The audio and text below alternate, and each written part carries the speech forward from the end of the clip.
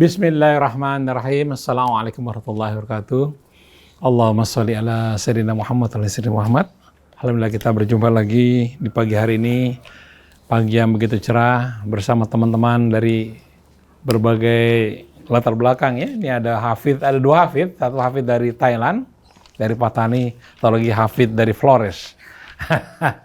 Ada lagi Kang Atep dari Tasik ya. Kita berkumpul bersama dalam acara dialog dan acara tanya jawab bersama Ustadz Husein Alatas dan Ustadz Hamzah Alatas. Alhamdulillah beliau sudah berada di tengah-tengah kita. Nanti kami akan mengajukan beberapa pertanyaan yang masuk ke redaksi Rasil.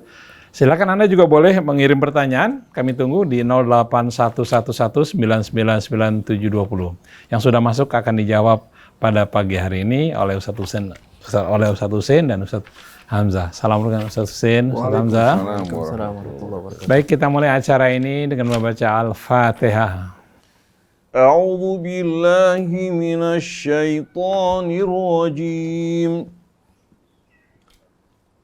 Bismillahirrahmanirrahim. Alhamdulillahi rabbil alamin. Ar-Rahmanir Rahim. Maliki yaumiddin. Iyyaka na'budu wa iyyaka nasta'in. Ihdinas siratal mustaqim. Siratal ladzina an'amta 'alaihim ghairil maghdubi 'alaihim waladdallin.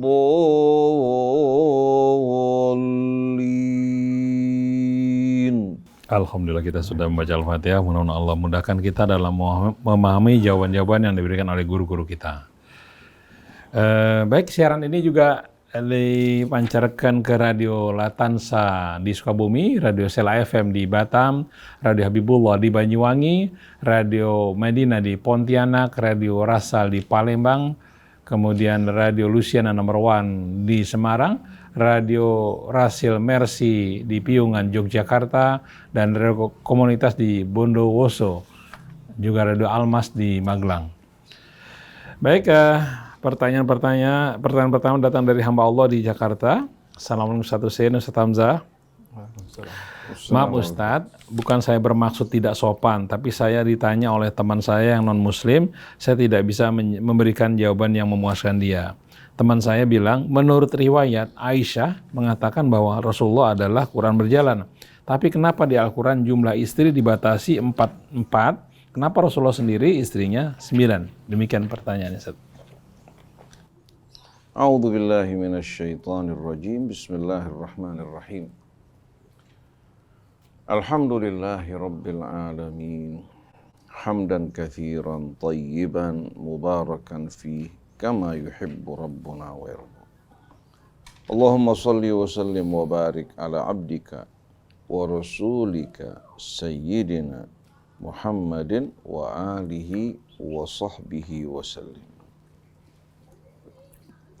Subhanaka la ilma lana illa ma 'allamtana innaka antal alimul hakim wa la hawla wa la quwwata illa billahil aliyyil azim. Rabbana zidna ilman wa alhiqna bis salihin waj'al lana lisana sidqin fil akhirin waj'alna min warathati jannatin na'im wala tukhzina yaumaddin yauma la yanfa'u malun wala banun illa man atallaha biqalbin salim.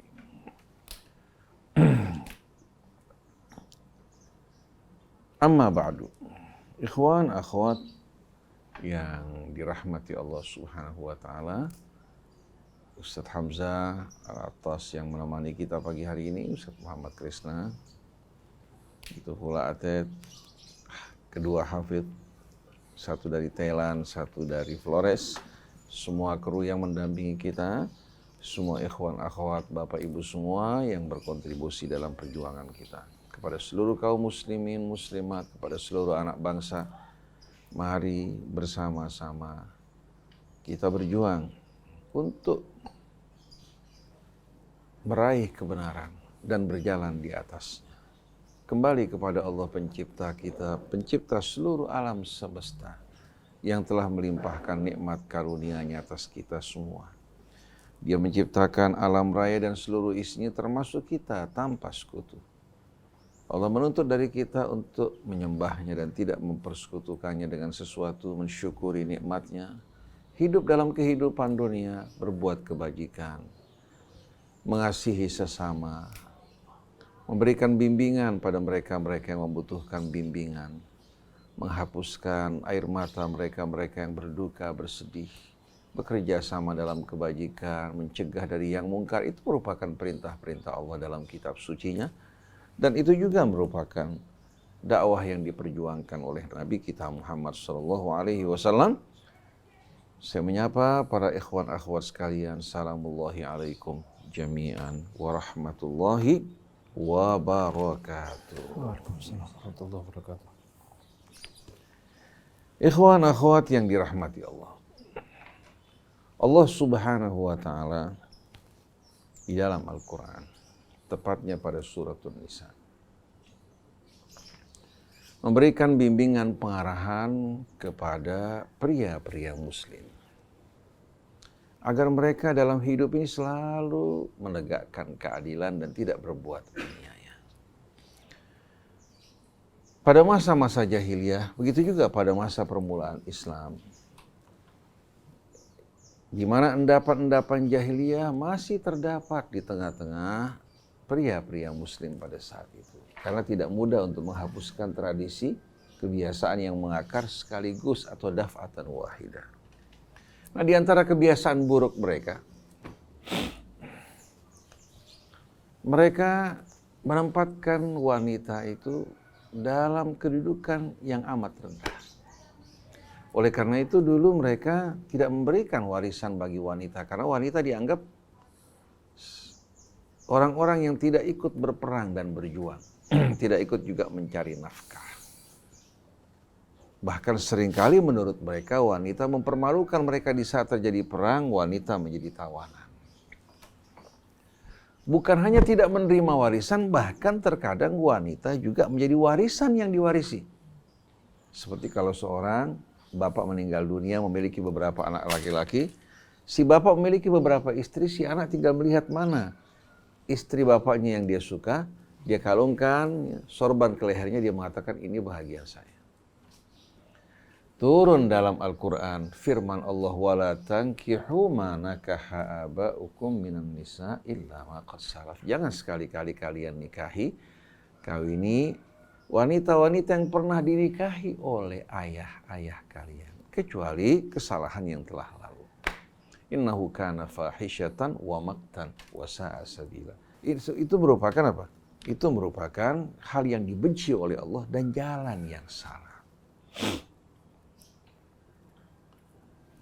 Jadi Allah Subhanahu wa taala di sini ya mulai meluruskan, menghentikan kebiasaan-kebiasaan jahiliyah di mana istri ya orang tua atau yang pernah dinikahi orang tua hukumnya haram ya selama-lamanya. Kalau orang tuanya pernah menggauli wanita-wanita tersebut, si anak tidak boleh sama sekali apa? Menikahi wanita-wanita tersebut. Nah, di antara kebiasaan yang lain, kalau seorang meninggal dunia memiliki anak-anak perempuan, anak-anak perempuan ini memiliki harta. Nah, kebiasaan-kebiasaan yang sering dilakukan masyarakat Arab, dan ini pada permulaan Islam juga masih terjadi. Wanita yang ditinggalkan orang tuanya yang meninggalkan hartanya biasanya berada di tangan pamannya. Di tangan pamannya. Karena wanita memiliki warisan, bagaimana si bapak ini supaya bisa mengambil harta ini anak, atau harta ini anak tidak keluar-keluar. Maka wanita ini dinikahkan dengan anak laki-lakinya. Tanpa diberikan maharnya, si laki-laki menikahi bukan karena suka, tapi karena mengincar apa? Hartanya. Dengan sendiri kalau bukan karena suka, karena mengincar hartanya, dia akan perlakukan wanita ini secara aniaya. Oleh karena itu Allah Subhanahu wa taala ingatkan dalam surat An-Nisa, wa in khiftum alla tuqsitu fil yatama. Kalau kalian takut kalau menikah dengan wanita-wanita yang statusnya yatim, kalian tidak bisa berlaku adil pada mereka, fankihu ma taba lakum minan nisa'i mathna wa thulatha wa ruba'. Silahkan kalian menikah dengan wanita yang lain yang kalian sukai. Jadi hindari ketidakadilan pada anak yatim. Silahkan menikah dengan wanita yang kalian suka, yang bukan dari kalangan anak-anak yatim. Mathna, mathna ini bukan berarti 2. Thulatha bukan berarti 3, karena kalau 2 tambah 3 jadi 5. Tapi mathna itu artinya apa? Dengan 2 istri. Laki-laki dengan 2 istri.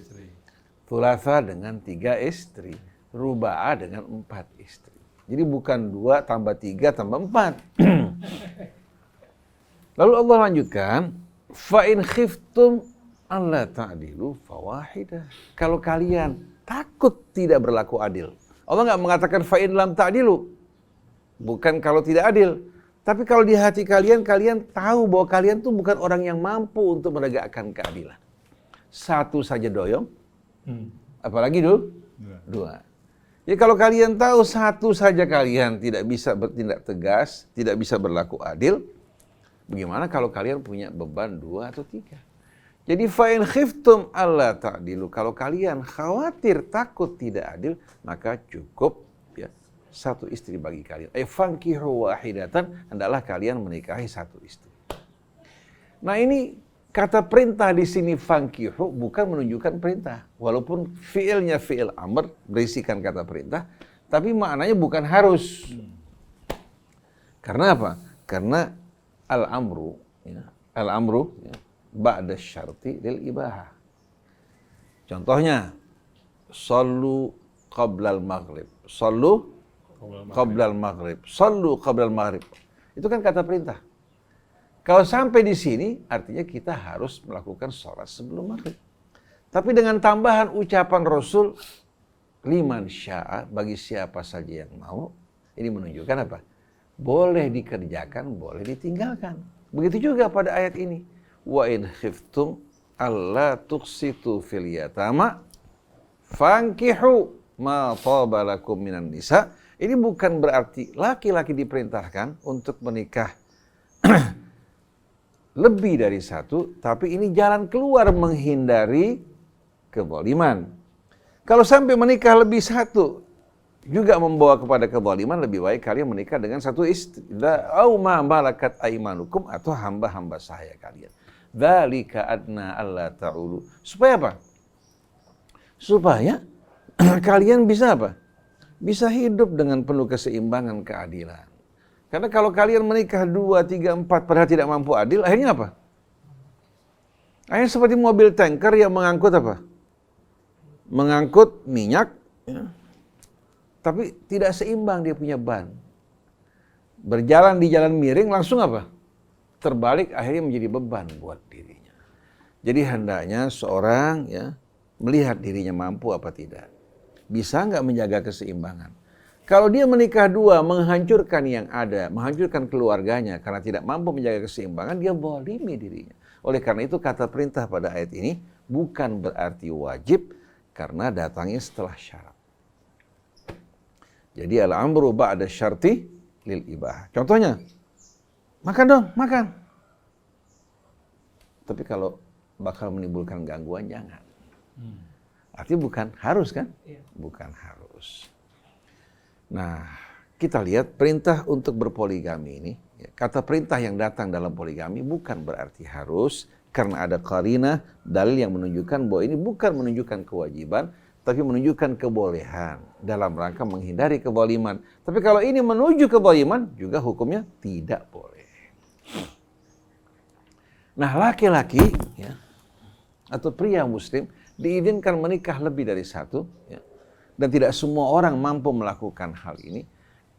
Batas kemampuannya disesuaikan menurut Allah 4. Karena kalau lebih dari 4, akhirnya bisa-bisa dia menganiaya sebagian istrinya. Pria ada batas kemampuannya untuk menggilir, ya. Dan kalau seandainya dia memiliki istri banyak, kapan dia menggilir di antara istri-istrinya?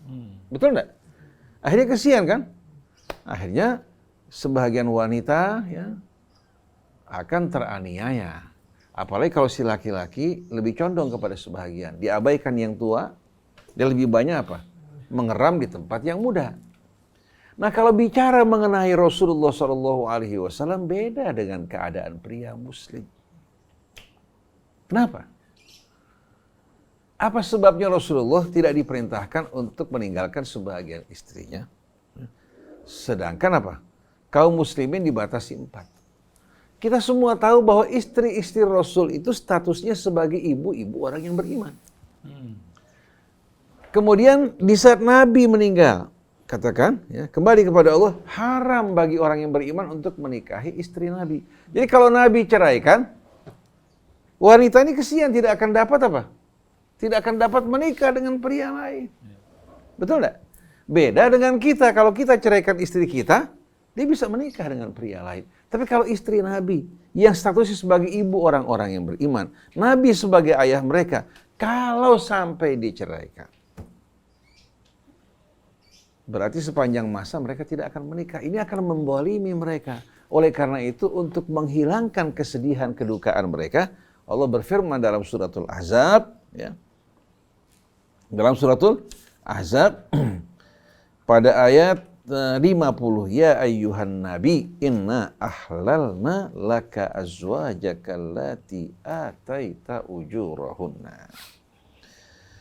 Wahai nabi, kami menghalalkan semua istri kamu, ya, yang telah kamu berikan mahar-mahar mereka.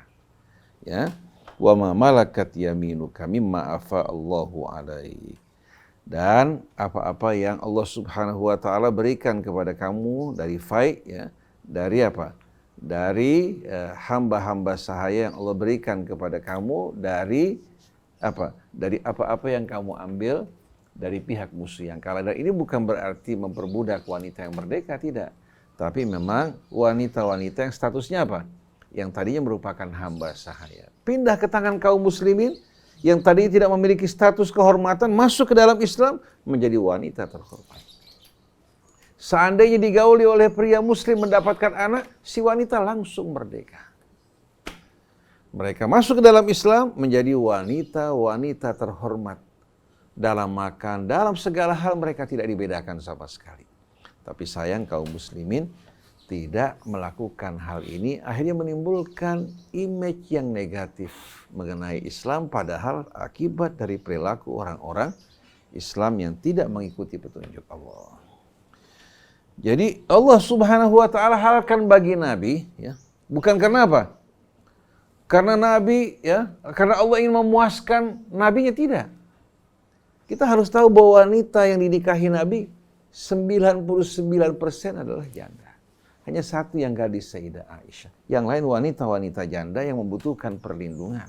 Kalau Nabi mengumumkan bahwa dia ingin menikah, ya, meminta para sahabatnya untuk menawarkan anak-anaknya, saya yakin setiap sahabat akan menawarkan wanita mereka yang tercantik untuk Rasulullah. Tapi Rasulullah justru tidak. Dia kawin dengan Sauda janda, Ummu Salamah janda, Fatimah binti Huyai bin Akhtab janda. Dengan pernikahan ini, Nabi kita Muhammad SAW menarik hati orang. Karena Nabi memuliakan Fatimah binti Huyai walaupun ayahnya seorang Yahudi. Dengan sebab dia masuk ke dalam Islam, sebagian kaumnya masuk ke dalam Islam. Dan melihat bagaimana Nabi memuliakan dirinya walaupun dia seorang wanita Yahudi.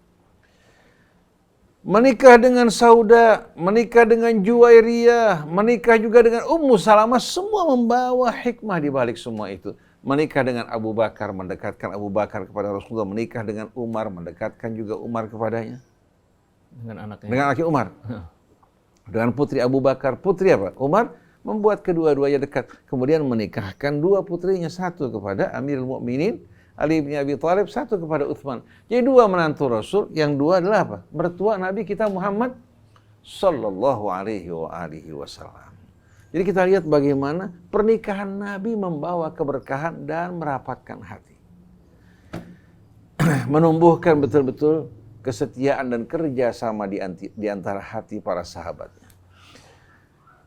Jadi kita lihat Nabi bukan seorang laki-laki yang memburu syahwat dan hawa nafsu, tapi seorang Nabi, Rasul yang membawa risalah Allah Subhanahu wa Ta'ala. Apa yang dilakukan Nabi di bawah bimbingan dan petunjuk Allah. Jadi secara khusus Allah menghalalkan istri-istrinya untuk nabinya, karena justru berbelas kasihan pada siapa? Pada istri-istri Nabi. Dan mereka ibu-ibu orang yang beriman, dan Nabi adalah ayah-ayah bagi orang yang beriman. Jadi Rasulullah SAW selalu berjalan dengan Al-Quran. Rasulullah menikah atau memiliki istri lebih dari apa? Lebih daripada 4. Itu terjadi sebelum turunnya ayat dalam suratun Nisa. Bukan setelah turunnya. Tapi apa? Sebelum turunnya ayat dalam suratun Nisa. Adapun setelah itu Allah melarang Nabi untuk menikah lagi. Silahkan dibuka dalam suratul Ahzab. Dalam ayat 52, la yahillu lakan nisa'u min ba'du wala an tabaddala bihinna min azwaj walau a'jabaka husnuhun. Kita lihat, tidak lagi dihalalkan bagi kamu untuk menikahi wanita-wanita setelah mereka. Atau menukar, mengganti apa? Tidak diizinkan. Ya. Walau a'jabaka husnuhun, walaupun kamu katakan tertarik dengan keindahan mereka, tetap. Nabi setelah itu ya, dibatasi oleh Allah, tidak boleh menikah lebih dari itu.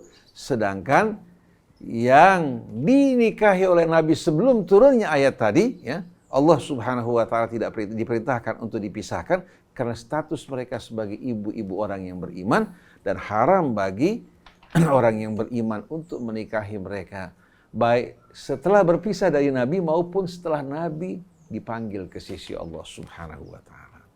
Jadi masalahnya jelas ya. Allah Subhanahu wa Ta'ala yang maha bijaksana mempertimbangkan berbagai macam pertimbangan. Apalagi Nabi, orang yang hidup dalam perjuangan, menghabiskan waktunya untuk betul-betul apa? Menegakkan kalimat Allah. Orang-orang yang seperti ini bukan seperti pria-pria pengangguran. Atau pria-pria yang makan, minum, bersenang-senang di tengah-tengah kenikmatan, yang terfikir dalam benaknya setelah makan, setelah kenyang apa?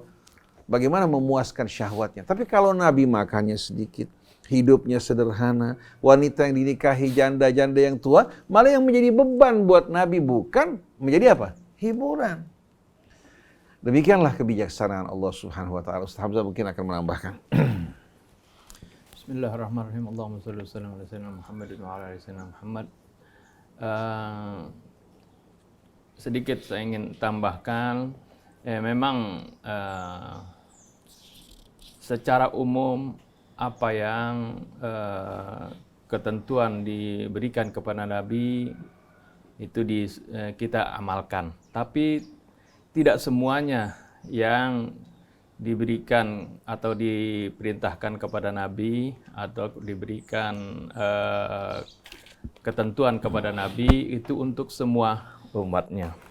Contohnya misalnya ya, harta zakat itu Nabi nggak boleh makan, haram makan harta zakat. Tapi kan untuk umatnya dibolehkan seperti itu, dan juga keluarganya. Kemudian yang mengenai perkawinan ini juga seperti itu. Bagaimana Nabi diberikan dispensasi untuk menikah lebih dari 4, karena di dalam pernikahan ini bukan dengan tujuan untuk mengumbar nafsu, tapi di sana terdapat hikmah-hikmah dan terdapat tujuan-tujuan diniyah.